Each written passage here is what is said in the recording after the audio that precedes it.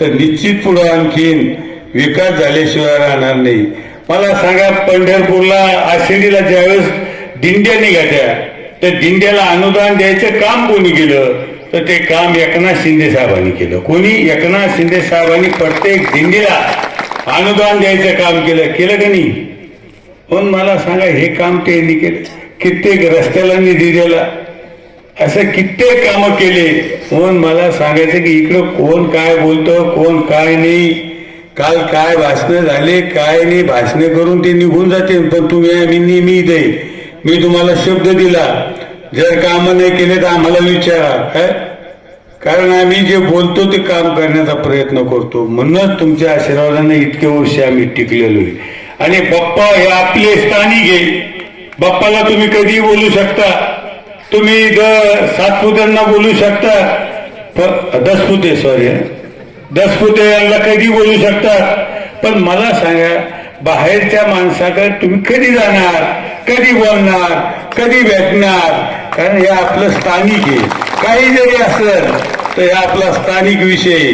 आणि निश्चित मला वाटतं तुम्ही हा विचार करताल, कुठली अडचण मला वाटतं बाप्पा येणार नाही. कारण ह्या दवाखान्याचं काय सांग, दवाखाना आता ज्यावेळेस जिल्हा परिषद होईल, जिल्हा परिषद आपल्या ताब्यात येईल, बाप्पाच्याच हातात राहील दवाखाना द्यायचा, कोणाच्या हातात राहणार आहे. आणि बाप्पा जरूर दवाखाना देतील. कुठली अडचण राहिली तर मला सांगा, मी बाप्पाच्या मागे जसं रमेशच्या मागे होतो तसं आम्ही बाप्पाच्या आणि आपल्या दसपुते त्यांच्या पाठीशी आम्ही राहणार आहे. मग मला सांगा की मी काही जास्त लांबचं नाही तुम्हाला. तुम्ही आडगावून मला संभाजीनगरला कधी भेटू शकता, कारण ऑफिस सुतगिरणी चौकात आहे. मला काही भेटण्यासाठी वशिलेची गरज नाही, मला भेटण्यासाठी चिठ्ठीची गरज नाही. मला कोणी येऊन भेटू शकतं, कोणी येऊन बोलू शकतं.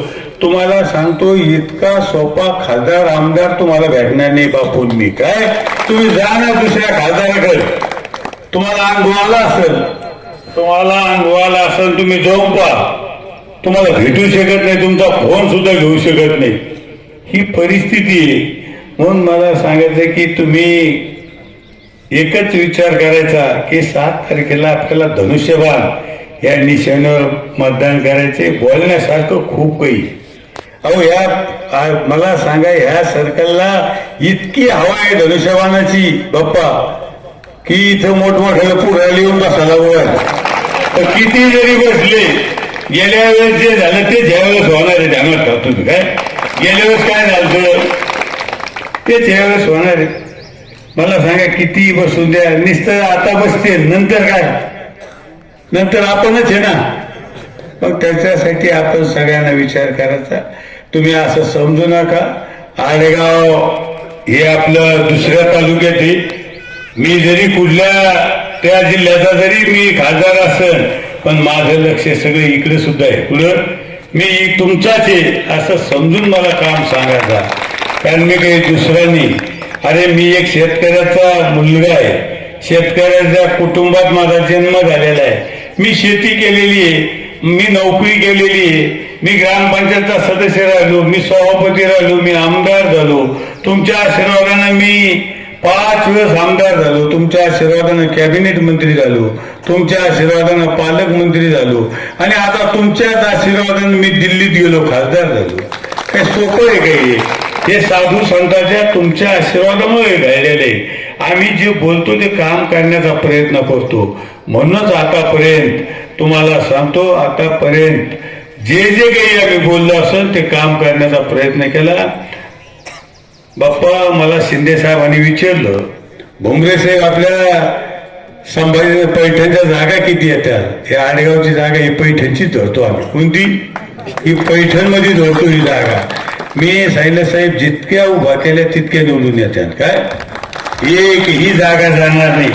तुम्ही पाहत असाल पैठणची नगरपालिका घ्या, याच्या आधीची जिल्हा परिषद घ्या 17 मधली आठवा तुम्ही जिल्हा परिषद. पैठणची नगरपालिका घ्या, पैठणची मार्केट कमिटी घ्या, पैठणचा खरेदी विक्री संघ घ्या, पैठणचा कारखाना घ्या. आतापर्यंत पैकीच्या पैकीचे ते कोणते जितक्या जागा असत्या झाले मला 25-30 वर्ष. सगळ्या संस्था आपल्या ताब्यात आहे.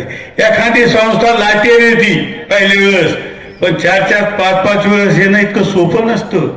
आणि आमदार होणं इतकं 4-4, 5-5, 6-6 वेळेस सोपं नसतं. पहिल्या वेळेस माणूस लाटेर येतं, पण 5 वेळेस आमदार होणं इतकं सोपं नसतं. पण केवळ बाळासाहेबांच्या आशीर्वादानं, आनंदीगे साहेबांच्या आशीर्वादानं आणि एकनाथ शिंदे साहेबांच्या आशीर्वादानं हे आपण आतापर्यंत निवडून येण्याचा प्रयत्न केला. जनतेच्या आशीर्वादाने निवडून येण्याचा प्रयत्न केला. म्हणून मी निश्चित बाप्पासाहेब ज्यावेळेस तुमची विजयी सभा राहील आडगावला त्यावेळेस मी नक्की येईल, कारण कुठली अडचण येणार नाही. आणि तुम्ही जे सांगता ना रस्ते वगैरे, मी पालक मंत्री होतो तो हे सगळे रस्ते दिलेले. कधी? आता त्याची कामं चालू आहे. मग ते कुठलं काम असून द्या, मी जिल्ह्यात शिंदे साहेबांच्या नेतृत्वाखाली इतका निधी आणला. अजून कामं चालू आहे. जे कामं चालू आहे ना त्या काळातलीच कामं चालू आहे अजून. म्हणून आम्ही जास्त न बोलता आपण सगळ्यांनी एक दिलानं, एक मतानं आपण सगळ्यांनी धनुष्यबाण या निशाण्यावर मतदान करा. असं मतदान करा 7 तारखेला की ज्यावेळेस आम्ही 9 तारखेला तिथं राहू ना तर आपला आडगाव सरकारचा सगळा धनुष्यबाणच निघला पाहिजे, अशी विनंती मी आपल्याला करतो. म्हणून मला सांगायचं की काय